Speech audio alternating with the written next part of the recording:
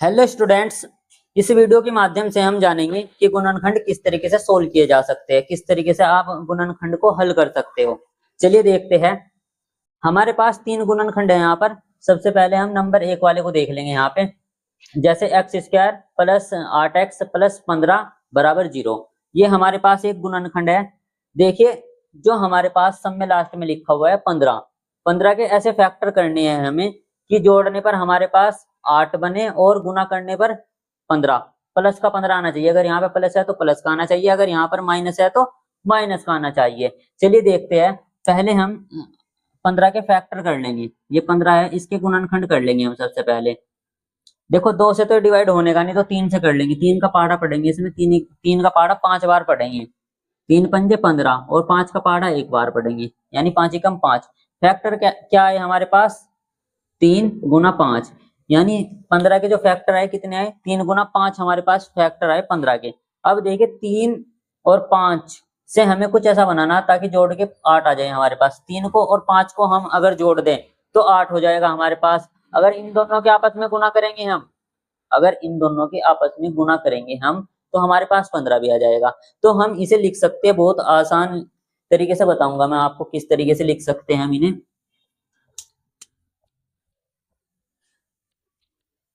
चलिए देखते हैं।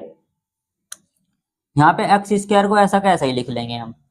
हमारे पास 15 के फैक्टर करके ना 3 और 5 आता, तो हम सबसे पहले 5 लिख लेंगे और इसके साथ में एक्स, और फिर 3 लिख लेंगे इसके साथ में एक्स, और प्लस का 15 ऐसा का ऐसा ही आ जाएगा।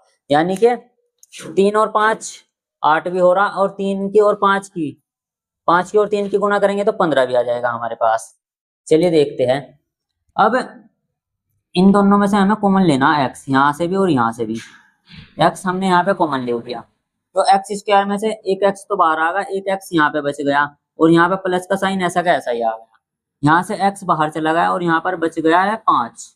अब देखिए, यहाँ पर प्लस का 3 कॉमन ले लेंगे हम, और यहाँ पे एक्स बचेगा, और यहाँ पर प्लस का, देखिए जब भी हम, जैसे हम इन दोनों में से, इसमें से और इसमें से 3 कॉमन ले रहे हैं, 3 कॉमन लेने का मतलब होता है 3 से भाग करना। जैसे ये है 3x प्लस 15, अगर हम इसमें से 3 कॉमन ले रहे हैं ना, इसका मतलब ये है अगर हम यहाँ पे 3 लिख रहे हैं तो हम 3 से भाग कर रहे हैं दोनों तरफ, यहाँ भी और जी यहाँ भी। तो देखिए, अगर हम इसे सोल्व करेंगे तो कुछ ऐसा बनेगा, 3 से 3 कट जाएगा और 3 पंजे 15 आ जाएगा यहाँ पे। यानी कि हम बोल सकते हैं x प्लस 5। तो ये वाली सिचुएशन बनेगी कुछ इस तरीके से हमारे पास यहाँ पर बनेगा, यानी कि यहाँ पे 5 आ जाएगा इस तरीके से। मतलब जो कॉमन लेते हैं ना, कॉमन लेने का मतलब भाग करना होता है। बस ये बात आपको याद रखनी सबसे पहले, तभी आप गुणनखंडों को बहुत आसानी से समझ सकते हो, क्योंकि कॉमन तो आपको हर बार लेना पड़ेगा इसमें जब भी आप गुणनखंड करोगे। ये बात तो आपको पता होना चाहिए, बहुत जरूरी। अब देखो, x प्लस 1, एक्स प्लस 5 यहाँ पे भी है और x प्लस 5 यहाँ पे भी है। अब हम x प्लस 5 इसमें से पूरे में से कॉमन ले सकते हैं इस तरीके से। हमने जब पहले यहाँ पे 0 ले ली थी, तो अब हम ऐसे लेकर चल सकते हैं। चलिए देखिए, यहाँ भी x प्लस 5 है, यहाँ भी x प्लस 5 है, तो x प्लस 5 कॉमन ले लिया हमने। हमारे पास क्या बचा? x plus 3। तो यहाँ पर हमारे पास बचा x प्लस 3, और यही हमारे गुणनखंड आ चुके हैं यहाँ पर। यदि x प्लस 5 बराबर 0 रखे हम, तो यहाँ से ना x तो ऐसा कैसा ही रहेगा, ये 5 इधरली साइड में भेजेंगे हम, जैसे कि 0 की साइड में। तो यहाँ पे ना, यहाँ पे तो प्लस का है, ये इधर जाके माइनस का 5 हो जाएगा। x का मान यहाँ से माइनस का 5 आ गया। इसी तरीके से इस वाले को भी हम सोल्व कर सकते हैं। x प्लस 3 इक्वल टू 0 करेंगे हम, यहाँ पे x बराबर माइनस का 3 आ जाएगा यहाँ। तो इस तरीके से हम आगे भी सोल्व किया जा सकता है गुणनखंडों को। अब देखिए, दूसरे वाला देखेंगे अब हम, x square plus x minus 30। अब 30 के ऐसे फैक्टर करने हैं हमें, जोड़ने पर एक एक्स आए हमारे पास और गुना करने पर माइनस के 30 आए। तो चलिए, सबसे पहले तो हमें इसके फैक्टर ही कर लेने हैं। 30 के फैक्टर कर लेते हैं हम साइड में। यहाँ पे 30 लिख लेंगे और इसके फैक्टर करेंगे। चलिए करते हैं। सबसे पहले 2 से डिवाइड कर देंगे हम इसे। 2 एकम 2, 2 पंजे 10। अब 3 से कर देंगे डिवाइड, 3 पंजे 15 और 5 एकम 5। तो हमारे पास जो फैक्टर आए ना, 2 गुना 5,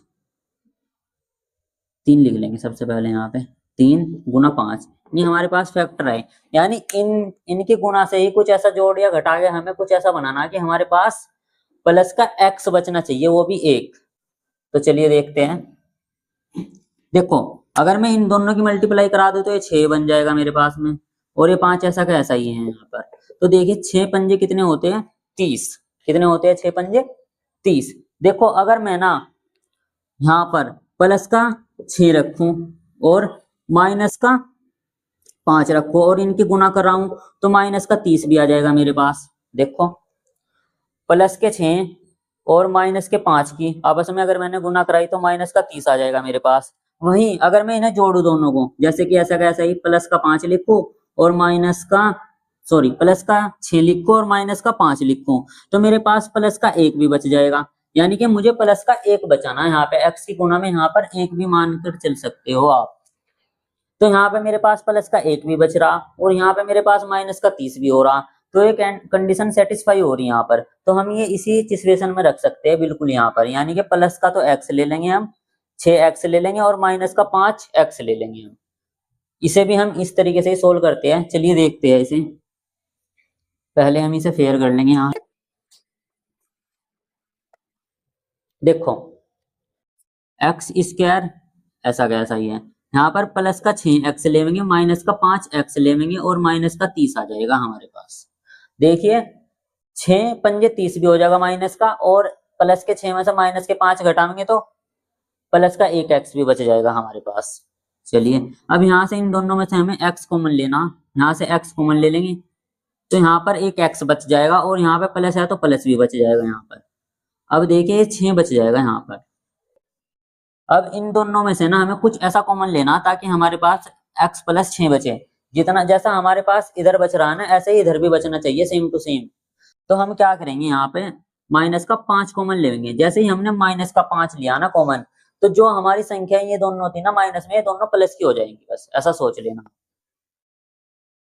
देखो ये भी माइनस की थी, ये भी माइनस की, तो ये दोनों प्लस की हो जाएगी। मतलब अगर हमने माइनस कॉमन लिया ना तो साइन चेंज हो जाते हैं। अगर यहाँ माइनस का है तो प्लस का हो जाएगा, अगर प्लस का है तो माइनस का हो जाएगा।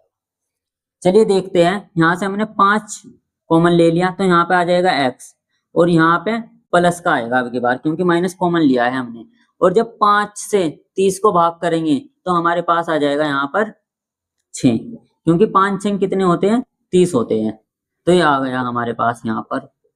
चलिए जी अब देखो x प्लस 6 यहाँ पे भी है, x प्लस 6 यहाँ पे भी है। तो हम क्या करेंगे, इस पूरे में से ही ले लेंगे x प्लस 6 कॉमन। यहाँ से हमने x प्लस 6 कॉमन ले लिया है यहाँ पर, और यहाँ पे हमारे पास बचा है x माइनस 5 और इक्वल टू 0। अब देखिए यदि हम इन्हें 0 के बराबर रखते हैं, x प्लस 6 बराबर रखेंगे 0 के, और x माइनस 5 भी हम 0 के बराबर रखे हैं, तो क्या आएगा, x बराबर, ये प्लस का है 0 की साइड में जाएगा तो माइनस का हो जाएगा।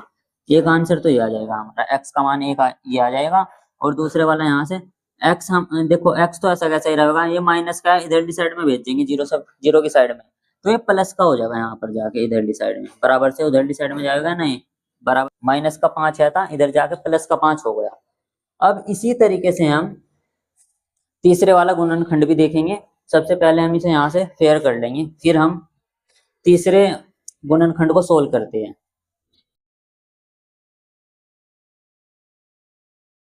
इसमें देखिए जब भी एक्स स्क्वायर के गुणांक में कोई नंबर होगा ना, तो हम जो हमारे पास सबसे लास्ट का नंबर होगा, जैसे 20 है यहाँ पर, तो हम इस 20 की एक्स के गुणांक में जो नंबर होगा उससे गुना कराएंगे, यानी 20 की गुना 2 से कराएंगे तो 40 आ जाएगा हमारे पास। हमारे पास कितना आ गया, 40। अब देखिए 40 के कुछ ऐसे फैक्टर करने हैं हमें, जोड़ने पर तो प्लस का 13 आए और गुना करने पर 40 आए, कुछ ऐसा बनाना हमें फैक्टरों के साथ में। चलिए देखते हैं, सबसे पहले हम फैक्टर कर लेंगे इनके। देखिए 2 से डिवाइड करेंगे, 2 दूनी 4, 0 जो की तू, 2 एकम 2, 0 ऐसी की ऐसी आ जाएगी, फिर 2 पंजे 10 और 5 एकम 5। तो हमारे फैक्टर आ गए हैं यहाँ पर 2 गुना 2 गुना 2 गुना 5। अब इनसे ना हमें प्लस का 13 बनाना जोड़ने पर, और गुना करने पे आना चाहिए 40। चलिए देखते हैं क्या बन सकता है ऐसा। 2 दूनी 4, 4 दूनी 8। देखो यहाँ पे अगर मैं इन तीनों की गुना कराऊंगा ना आपस में तो 8 आ जाएगा। ठीक है जी। 2 दूनी 4 आएगा और 4 दूनी 8 होगा, हमारे पास बच रहा है 5, यानी 5 भी आ जाएगा गुना में। देखो अगर हम 8 की गुना 5 में करेंगे तो हमारे पास 40 आ जाएगा, क्योंकि 8 पंजे 40 होते हैं। और अगर मैं 8 को और 5 को जोड़ दूं तो मेरे पास प्लस के 13 भी आ जाएगा, यानी गुना करने पर मेरे पास 40 भी आ रहा और जोड़ने पर मेरे पास 13 भी आ रहा। तो इन दो फैक्टर्स को ले लेंगे हम इस गुणनखंड में और करते हैं इनकी सहायता से ही इस गुणनखंड को भी सोल्व।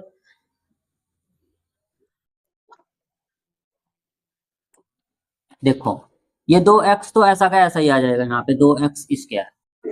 यहाँ पर प्लस का 8x आ जाएगा और यहाँ पर प्लस का 5x आ जाएगा और यहाँ पे प्लस का 20 ऐसा का ऐसा ही आ जाएगा। देखो प्लस का 8 है और प्लस का ही 5 है, इन दोनों को जोड़ेंगे तो प्लस का 13 भी आ जाएगा हमारे पास, और इन दोनों के आपस में गुना करेंगे तो प्लस का 40 भी आ जाएगा हमारे पास, क्योंकि हमने 20 की गुना 2 में करी थी, इसलिए 40 ही देखना पड़ेगा हमें, ना कि 20। चलिए देखते हैं। अब हम यहाँ से 2 और x कॉमन ले लेंगे। 2x हमने यहाँ से कॉमन ले लिया तो हमारे पास यहाँ पे 1x बच जाएगा और यहाँ पे प्लस का बचेगा। यहाँ पे देखो जब हम यहाँ से x कॉमन ले लिया, x तो बाहर आ गया हमारे पास, और जब हम इसे 8 को 2 से भाग करेंगे तो 4 आ जाएगा हमारे पास। यहाँ पे कितना आ जाएगा? 4। चलिए जी, अब यहाँ से हम 5 कॉमन ले लेंगे दोनों साइड से। 5 कॉमन ले लिया हमने यहाँ से, तो यहाँ से तो x बचेगा और यहाँ से 5 से भाग करेंगे इसको भी, इसको जब 5 से भाग करेंगे ना तो 4 आ जाएगा, क्योंकि 5 चौक 20 होते हैं। अब देखो ये 0 भी चल रही बराबर में, x प्लस 4 यहाँ पे भी है और x प्लस 4 यहाँ पे भी है। अब यहाँ से हम कॉमन ले लेंगे x प्लस 4 को और हमारे पास क्या बचेगा? ये और ये कॉमन ले लिया हमने, तो 2x प्लस 5 बच रहा हमारे पास, 2x प्लस 5 और इक्वल टू 0। अब हम इन्हें 0 के बराबर में रख कर देखते हैं। यदि x प्लस 5 इक्वल टू 0 है और 2x प्लस 5 इक्वल टू भी 0 ही है। चलिए देखते हैं आगे कैसे होगा। x ऐसा कैसा ही रहेगा, ये 4 प्लस का है तो बराबर में से उधरली साइड में जाएगा तो माइनस का हो जाएगा, यानी माइनस का 4 हो जाएगा यहाँ पर। ऐसे ही देखिए 2x ये प्लस का है 5, जब इधर ले जाएंगे ना बराबर से पल्ली साइड में तो माइनस का हो जाएगा, माइनस का 5। अब देखिए ये गुना में है तो ये बटे में जाएगा, जब भी गुना में कुछ भी नंबर होगा वो हमेशा बटे में ही जाएगा, यानी भाग में जाएगा एक तरीके से। माइनस का 5/2, x का दूसरा मान ये है हमारे पास, मतलब हम ये कह सकते हैं x बराबर -4 और x बराबर -5/2 हमारे दो इसके आंसर x के मान बने हैं इस तरीके से। तो इस तरीके से आप गुणनखंड करना सीख सकते हैं। पहले पहले आपको बहुत हार्ड लगेगा ये गुणनखंड करना, लेकिन अगर आप एक तरीके से प्रैक्टिस करते रहे इनकी बार बार तो ये आपको इजी लगने स्टार्ट हो जाएंगे। थैंक यू दोस्तों।